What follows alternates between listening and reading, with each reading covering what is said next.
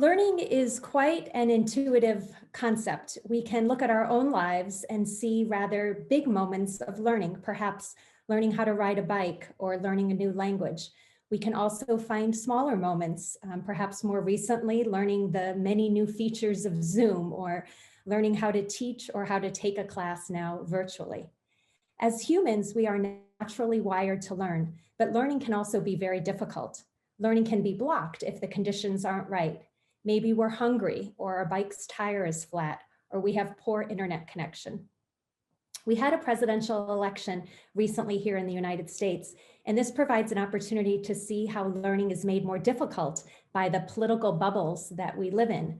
We process information based on our emotions. We receive skewed or incomplete information due to the algorithms with social media.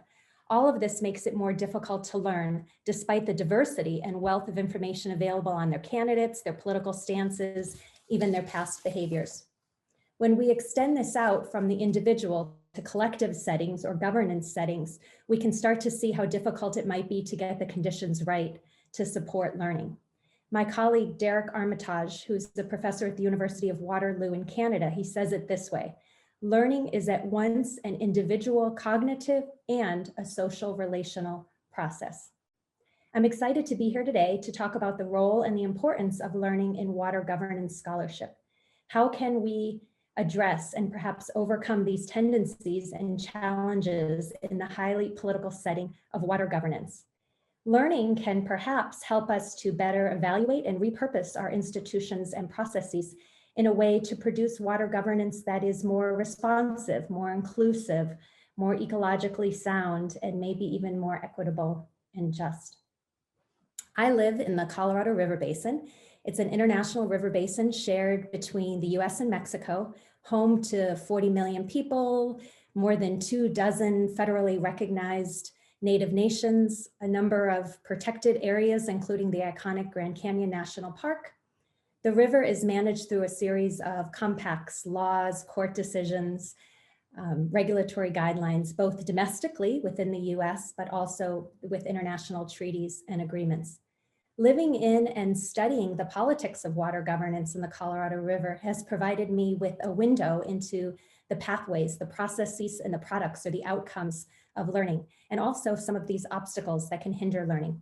I look forward to sharing some of these insights along the way today. Here's our outline and our roadmap for the talk. In this talk today, I'll trace the evolution of learning scholarship and its connection to water governance, and I have 4 primary messages that I hope to communicate. First, learning is central to a number of theoretical approaches, but especially adaptive governance. Second, I will share my experiences in studying learning and developing a learning framework. Third, there's a great diversity in how researchers define, conceptualize, and measure learning.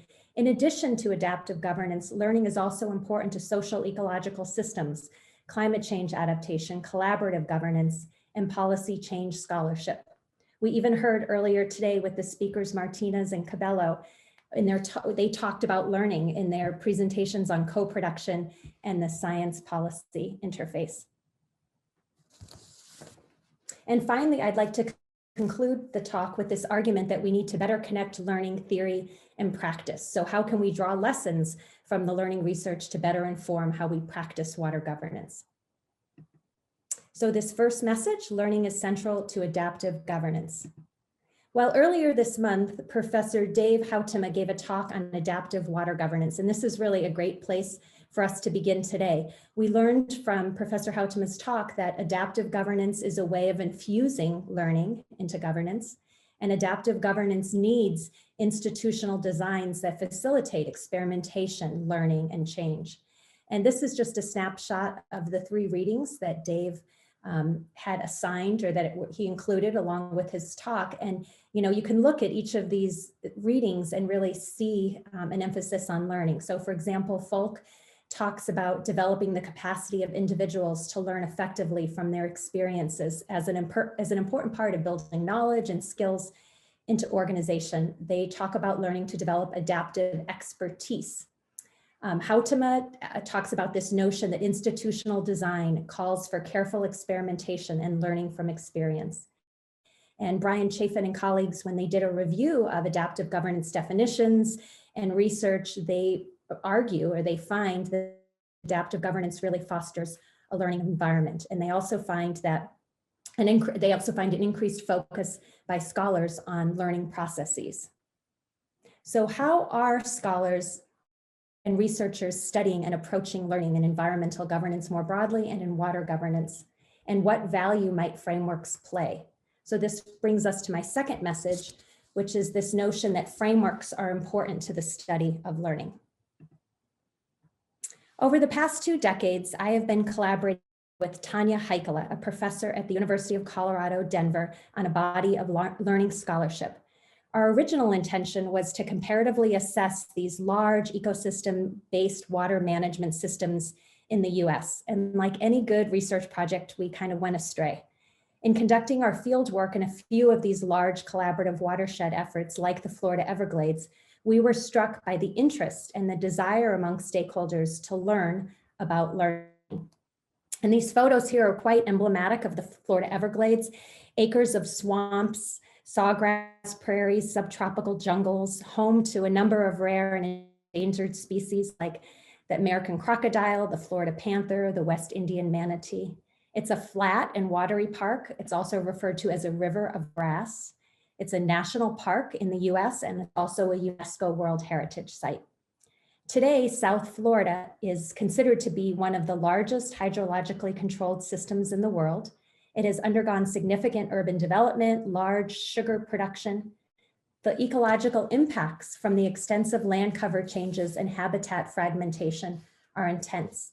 We can see animal species decline and vegetative change. We can see hypersalinity in the estuaries and saltwater intrusion in groundwater basins. So Tanya and I embarked on our study of learning, beginning with our study in the restoration of the Florida Everglades. This is an effort that is now more than 2 decades old, and it's thought to be one of the most ambitious ecosystem restoration projects in the world. The decision makers and stakeholders that we met with in the Everglades wanted to find ways to design processes and facilitate sharing of information. They wanted to improve their collective understanding of the biophysical systems that they were trying to manage. And they wanted to draw insights from similar governance processes and to establish new tools to enhance their capacity to make collective decisions. It struck us that despite the many assumptions in the literature that collaborative governance processes can enhance learning, there was no guarantee that participants were learning either individually or collectively. And so you can see here on the left, the restoration program in the Everglades is this really complex institutional design that brings together local, state, federal actors, tribal partners. It's very much a network structure with these shared goals of restoration, but there's competing demands and different mandates and missions and cultures. And on the one hand, these differing ways of knowing can create conflict and could serve as an obstacle or could hinder learning. But at the same time, the collaborative venues established, you can see them here with the task force and the science coordination group and the working group. These collaborative venues could offer this kind of boundary space to create new ways of knowing and bring actors together in new and unique ways. So we moved to develop a framework to study learning in this context. We drew from a wealth of scholarship ranging from organizational theory, policy, process and change, and collaborative governance to establish a framework to guide our inquiry and learning. We adopted an operational definition of learning that you can see here on the right that requires evidence of learning products that are linked to the processes of learning. And we identified learning products as changes in beliefs, policies, or programs. And we identified learning processes that were linked to the products, which include processes like acquiring information, this could be like program reports or dialogue, experimentation. Acquiring information about the program and its goals, as well as the process for sharing and disseminating information. So you can see this here with the collective learning process: acquiring, translating, and disseminating. So process and product. We connected the individual to the larger collective learning process. We recognize the need to start with the individual. After all, it is individuals who learn, but we need to consider the context like the organization in which the learning occurs and which the individuals are a part of. In our study of learning in the collaborative ecosystem restoration project in the Florida Everglades, we drew upon survey and interview data to examine how the framework helps diagnose the specific types of learning processes and products that emerge in this setting, as well as the factors that can influence these learning processes. So just a word or two about kind of our methods and our approach and what we did, because I think this really kind of gives a face to learning research. So we started over here actually with the learning products, and with the survey, we asked participants in the restoration program to identify up to 3 program policies or implementation strategies within the Everglades restoration program that had changed in response to new information.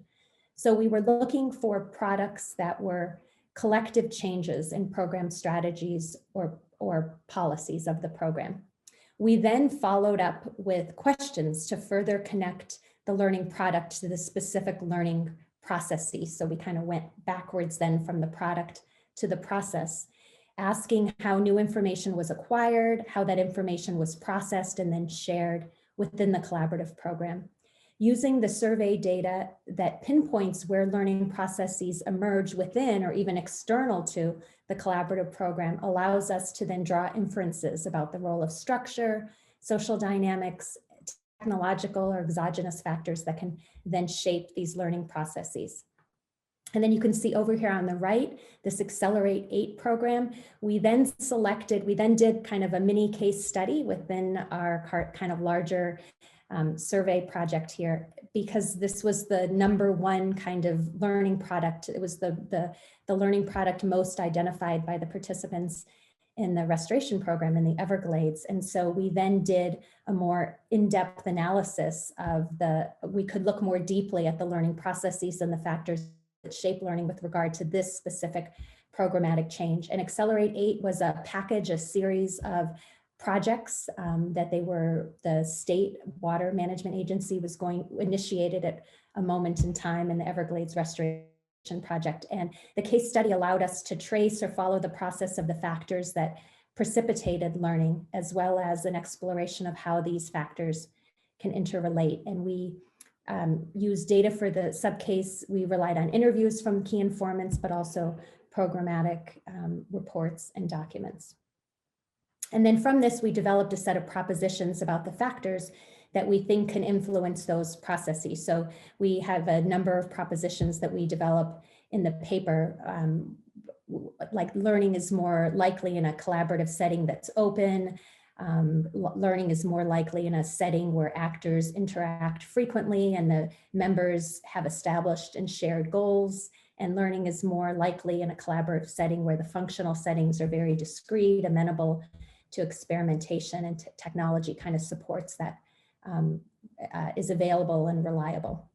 We then sought to further develop our framework. So we expanded these early ideas to apply more generally to different types of collective context. So we wanted to move beyond kind of this collaborative governance structure setting that you see in the case of the Everglades restoration program. And we were looking for a framework that we could apply or develop that could apply to more collaborative governance settings where policy decisions are debated, devised, implemented, and enforced. So we further developed the contextual factors, the set of factors here on the left that shape learning.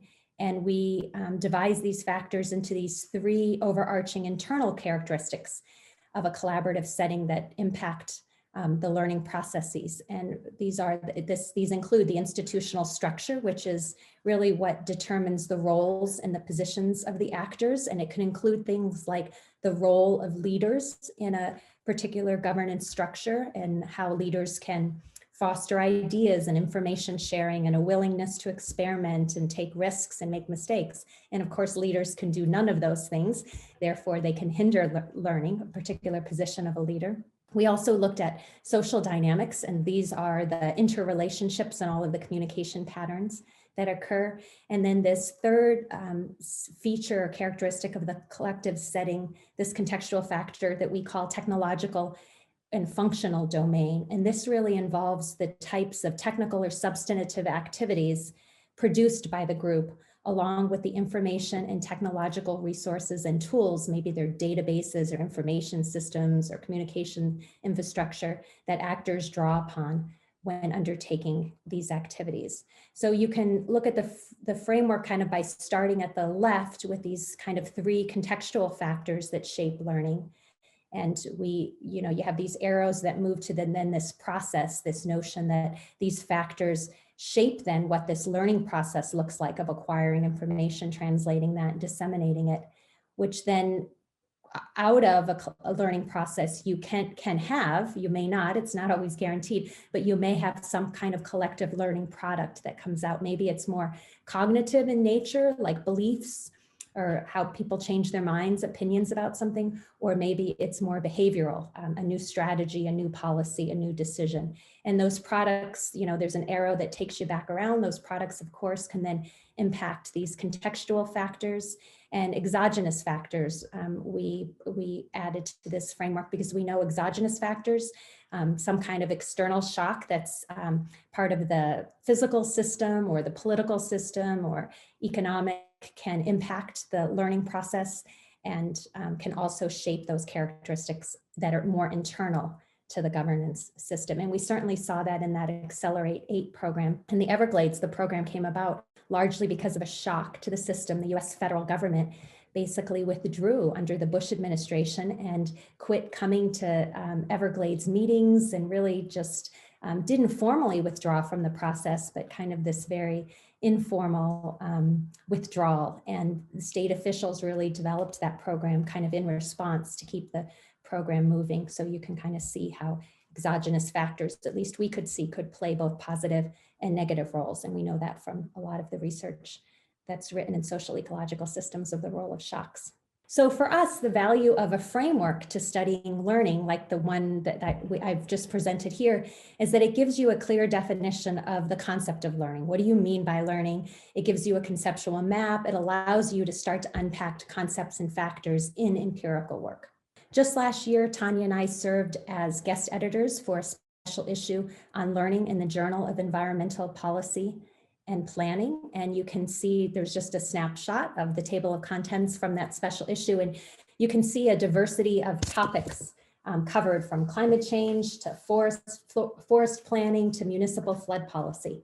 And researchers are studying learning across a great many scales, from the local to the national to the global, a variety of methods, document analysis, interviews, surveys, process tracing, ethnographic approaches.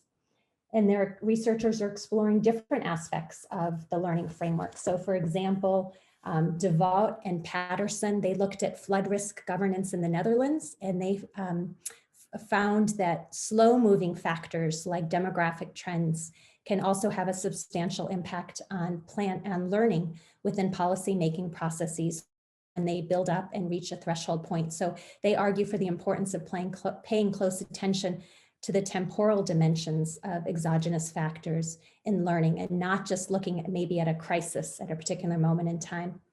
And Crow and Albright, they look at disaster from floods in the state of Colorado in the US, and their work also underscores the importance of looking at the magnitude of exogenous events. And some of the researchers in the special issue also are starting to look at how the factors that drive learning processes and the outcomes are often interactive. So this kind of interaction between processes and outcomes. So for example, RITEG shows how timing and learning from past failures served as important external pressures to bolster learning in climate negotiations in Europe and to help overcome some serious deadlocks. And in the case of sustainable urban drainage systems, or SUDS, in the UK, Mukhartov shows us that even despite evidence of learning, policy change can be impeded or blocked by barriers like the reluctance of engineers to embrace the concept of SUDS, or uncertainties related to the costs of adopting these new policies, or even just not having an effective institutional framework in place at the national level. So this brings us to our third message, which is there are a diversity of theoretical and empirical approaches to the study of learning. 10 years after our Everglades work, we observed a proliferation of articles on learning. Anecdotally, we were seeing lots of different frames and studies, especially in the water context. So we collaborated with Dave Houtema and Derek Armitage, who are also studying learning, and we conducted a review of learning in the environmental governance scholarship. And we looked at 163 articles over a 10-year period. We noticed a sharp increase over the last decade. These learning articles were common in ecology and natural resource journals, but also management and planning journals. Most of the cases were in Europe, North and Central America, and we saw some common framings around social learning, adaptive governance, and social ecological systems research, and water was a significant issue area in the learning scholarship. But we also saw a lack of shared learning across the scholarship or across the literature. We saw a lack of clear conceptualization and operationalization of learning. And we noticed that many articles or researchers would assume a link between learning and changed outcomes, but few would actually make that link explicit. And we know that learning doesn't necessarily result in better environmental outcomes. In fact, learning can result in the conscious decision not to change outcomes or not to make a particular decision. And Dunlop and Rodelli, two really well-known scholars who work around issues of policy learning, they tell us that learning can actually even result in worse outcomes or the reinforcement of existing beliefs and practices that might be incorrect. So this is just a snapshot of some of the findings from that review. On the left there, you can just see that the diversity of definitions of learning that were adopted, social learning and policy learning being most common. And to the right, you can see the many different venues that researchers talked about in looking at learning in this kind of broader environmental governance context, meetings, workshops, but also these kind of more multi-stakeholder collaborative processes. So now I just want to really briefly take a really quick snapshot look at two papers that really just illustrate this diversity of the approach to learning. And these were optional readings. So just very quickly, first, there's a 2012 paper by Hutchins and colleagues, and they look at processes of climate change adaptation in water governance systems in 3 different countries, the Netherlands, Australia, and South Africa. Their framing is Ostrom's design principles for local common pool resource systems. And this image here is just a table from their paper, and they start with these set of design principles, and then they propose 2 additional principles that they see really important to adaptation processes, this notion of a robust and flexible process, and this idea of policy learning. And they spend a good bit of time talking about mechanisms to facilitate learning, and they spend time talking about policy experimentation as an example, and the need to build these mechanisms into our institutional designs. And then just a second really quick snapshot so you can see up close and personal what this diversity looks like in water governance scholarship is a paper by Jens Newig and colleagues from 2016. And this paper explores different approaches to learning among German policymakers engaged in implementing the European Floods Directive. And they rely on public policy and policy learning scholarship as their framing. And again, here's just a quick image from their paper that conceptualizes 6 types of instrumental governance learning. And it's according to the source of learning, kind of in the top row, and then also, which could be exogenous or endogenous, and then also the modes of learning, which is really kind of the column to the left, these serial or these parallel modes of learning. And this research really highlights challenges that policymakers have in really looking outside their own experiences and looking beyond the experiences that they have. So I would like to move now to really the 4th and final message of this talk, which is that we need to better connect learning theory and practice. And we know quite a bit now from the growing body of scholarship, learning scholarship, especially around water governance.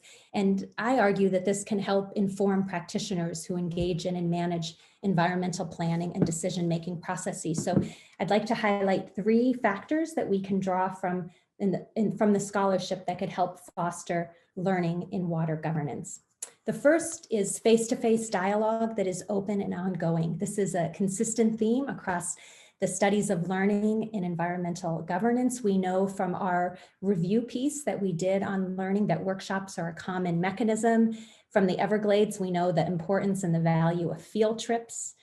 Newig's research about participatory flood risk management as the mechanism or the space, the venue for dialogue, and Dave Houtema's work about citizen juries in the Rhine River Basin. It's important that that dialogue is open and that it's ongoing. So it's open to diverse stakeholders and that it's continuous. It's not just this moment of in time. Of course, there are challenges with this. We know groupthink can emerge. We know that turnover and participation can challenge learning. We know that resources and capacities might be insufficient to sustain learning. And in my own experience, I've seen this firsthand in the Colorado River Basin. Increasingly, we see university researchers sponsoring more of the interactions and the dialogue between stakeholders. And this is a project that I've been part of here at the University of Arizona, the Colorado River Conversations Project. And I think these efforts have done a great job in increasing diversity, making a dialogue more open and more inclusive, certainly more than when traditional water managers manage these processes. But there are some real constraints in maintaining the dialogue and challenges in obtaining the kind of multi-year programmatic funding needed to keep these things going. A second theme, cross-scale linkages are needed to foster learning. So water governance transcends multiple scales of decision makers. We heard this as one of the talks in the New Wave series. Linkages across scales of decision making present another challenge and an opportunity for learning. Learning can be constrained without effective networks across scales, and conversely, learning can be enhanced when processes create opportunities for actors to engage in these more multi-level interactions that are both formal, but that are also informal and bring participants together in ways that they can share ideas and increase their understandings of one another. And this also includes this notion of fostering cross-organizational peer groups where folks can interact across organizations. And again, there are some real challenges here. We know that power can play a role. Powerful actors can dominate processes. We know that peer groups can really have a narrow scope or a narrow way that they see a problem or that they understand a problem. And again, I've been really fortunate to see how these challenges play out in the Colorado River Basin. You know, we did a scenario planning workshop, one of several in a series earlier this spring. We had to do it on Zoom. Here's a little snapshot of what it looked like because of COVID, and it went well. Our activity went well and our scenario planning event went well, but it really makes you think about questions of power dynamics as we go virtual and what that looks like, and thinking about some communities in our basin, especially Native nations and the Navajo Nation, have been really impacted by COVID on very personal levels. And of course, their governance and water systems have been impacted and stressed as well. So thinking about how virtual formats can benefit or privilege certain actors over others in particular ways. And a final theme that we can draw from the scholarship that can foster learning to help inform practice, this notion that, you know, sustaining learning over time is difficult. So we recognize that formalized rules, venues, and systems are needed to help intentionally facilitate learning. Otherwise, learning can remain ad hoc, opportunistic. And so it's this idea of institutionalizing learning in a governance process. And it's everything from designing venues for collaboration to thinking about rules that can help mitigate power imbalances, and thinking about strategies to build memory, to develop collective memory or shared knowledge. And again, there's challenges here. We know that institutional change is not easy. Anyone who's studied institutions or been part of one, like a university, understands this. And we know that there's a danger in institutionalizing the wrong lessons or perpetuating inequities and power balances. And again, in my experience, I've seen this play out in the Colorado River Basin. We've had good experience bringing in new actors in these scenario planning activities and moving beyond typical kind of physical scenarios to thinking more about social, economics, institutional failures or crises. And a lot of scholars have been writing about restoration of the Colorado River Delta over the last number of years and the new venues that have been created and greater inclusivity there. But it would be a mistake to think about these certain moments where we've seen more learning or more inclusivity to generalize and to then assume that this is taking place in other parts of the basin. Is not the case, and some of this reform has been rather isolated. So just to pull this all together, on the one hand, learning is quite intuitive. We do it all the time. It's the nature of our work as researchers and teachers, but learning is also constrained by many factors, from individual cognitive constraints and policy beliefs to matters of organizational capacity, poorly designed network structures, or power differentials. However, these constraints should not imply that we give up on learning and water governance. Rather, I would argue we really need to double down our efforts. And as the numerous studies have shown us, learning is more likely to occur when we establish certain practices that can help mitigate the constraints on learning. And I just wanted to end with this image that I just think is really perfect, because it really shows that care and maintenance is needed, and this kind of idea of watering. I think watering is a nice metaphor when we think about learning in water governance. So thank you so much.